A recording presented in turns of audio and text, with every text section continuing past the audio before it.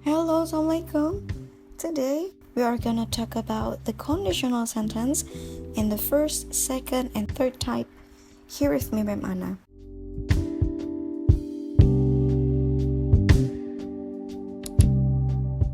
Yes, welcome students. I will tell you in bahasa. Oke, jadi pertama kita akan bahas dulu tipe yang ke-1. Tipe ke-1 conditional sentence.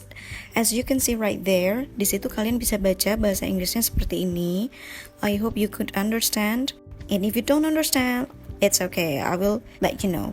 Ya, jadi tipe ke-1 conditional sentence itu digunakan untuk mengekspresikan situasi yang mungkin akan terjadi di masa depan, gitu ya. Along with its possible outcome.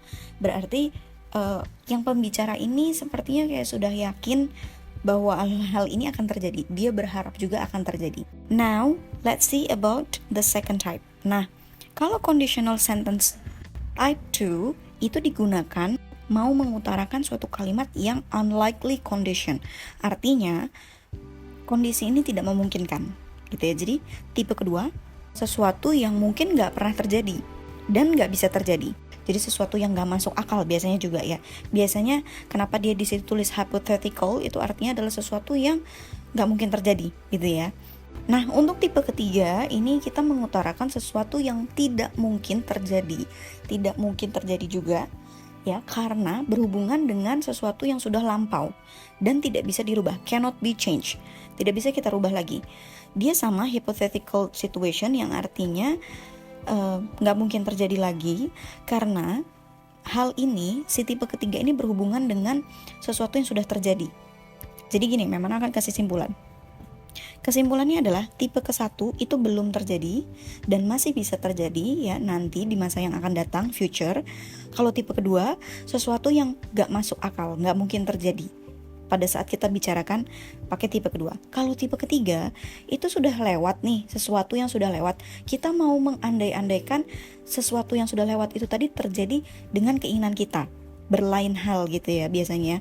Jadi kondisinya dengan sesuatu yang sudah terjadi tadi berbeda dengan harapan kita.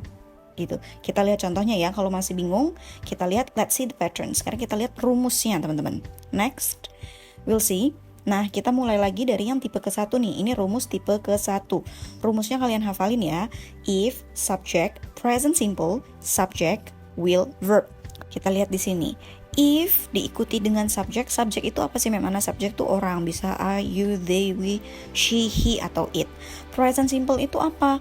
Present simple itu adalah verb one. Berarti kita pakai kata kerja bentuk ke-1. Terus, kalau if di depan, kita harus kasih koma setelah kata kerja verb one kita. Kemudian kita masukkan lagi subjeknya. Subjeknya ini bisa sama, bisa lain. Oke, bisa sama, bisa beda. Tergantung dari apa konteks kalimat kalian. Kemudian setelah subjek, kita masukkan will, verb one. Gampangnya untuk menghafal rumus tipe ke-1 itu adalah if, verb one, will, verb one. Oke, let's see. The sentence ya. If it rains, jika hujan, kenapa dikasih S? Karena ini it. Jangan lupa, if it rains, jika hujan, kita akan tetap berada di rumah. If, subject, verb one, subject, will, verb one. Gitu, oke? Alright, see, this is the pattern. Ini adalah rumusnya ya. Ini cara membuat kalimatnya. We'll see another example. If you study hard, nah, jika kamu belajar keras, you will pass the exam. Kamu pasti akan lulus ujiannya. Jika kamu belajar, kamu subject, study, verb one, koma, subject. Nah, ini subjeknya sama nih, ya kan? Will, verb one. Alright. Kalau mau negatif gimana? Tinggal tambah not. Di sini juga tinggal tambah not. Tapi kalau yang di depan nggak bisa. Kalau present simple, untuk membuat kalimat negatif itu kalian harus nonton lagi pembahasan Memana tentang present simple. Ya, jadi ini nanti kalau mau negatif dikasih do atau does. Oke, sekarang kalimat yang terakhir. If she is late. Mem, ini pakai to be. Ya, Memana bedakan. Tadi di contoh nomor 1, 2 pakai kata kerja. Sekarang contoh nomor 3 Memana pakai to be. If she is late, jika dia terlambat, we will be so mad. Di belakang juga sama, Memana tidak pakai kata kerja. Kalau yang nomor 1, 2, Memana punya kata kerja. Untuk yang ketiga, Memana nggak punya kata kerja. Jadi Memana kasih be. We will be so mad. Kita akan sangat marah. Mudah ya, jadi ini masih bisa terjadi. Tipe ke-1 masih bisa terjadi. Hafalin rumusnya, subject, verb 1, subject, will, verb 1. That's it. Alright, now we'll see another type of the conditional sentence. Okay, this is the second type. Ini tipe yang kedua. Rumusnya itu hampir mirip, gitu ya, hampir mirip. Cuman kita tinggal mengganti. Tadi kan verb 1, sekarang kita ganti jadi verb 2. Past simple itu adalah verb 2. Setelah itu, will-nya kita naikkan jadi would. Would itu tetap diikuti kata kerja verb 1. Ini memang kurang angka 1, sorry ya. Ya, tetap diikuti kata kerja verb 1. Jadi nggak kita rubah jadi verb 2, karena pelajaran modal, will atau would, mereka sama-sama diikuti verb 1. Kita lihat contohnya. If she had $1 million, jika dia punya uang banyak, she would buy a yacht. Dia akan beli kapal ya, ini ya, kapal pribadi ya. Nah, dia akan membeli. Kita lihat ya, she would buy, tetap verb 1. Di sini verb 2. Another sentence, if I had wings, jika saya punya sayap. Nah, ini kan tipe kedua tuh untuk sesuatu yang kayak gini nih, nggak mungkin terjadi menurut pembicaranya gitu ya, yang membuat kalimat. Kalau saja aku punya sayap, pasti aku akan terbang ke bulan. No, it's impossible, right? Ya kan? Nggak mungkin ya, nggak mungkin kita bisa punya sayap dan nggak mungkin kita bisa ke bulan. Kalau di past simple, kalau kita butuh to be, seperti tadi di contoh tipe ke-1, to be-nya adalah is. To be ke-1 itu ada is, MR. Kalau di past simple, to be yang kita pakai hanya were. So, we don't use was for any kinds of subject. Jadi, untuk kata was tidak digunakan di conditional sentence. Tipe kedua. Jadi, hati-hati. Tipe kedua, si to be ini sering banget keluar di soal-soal ulangan.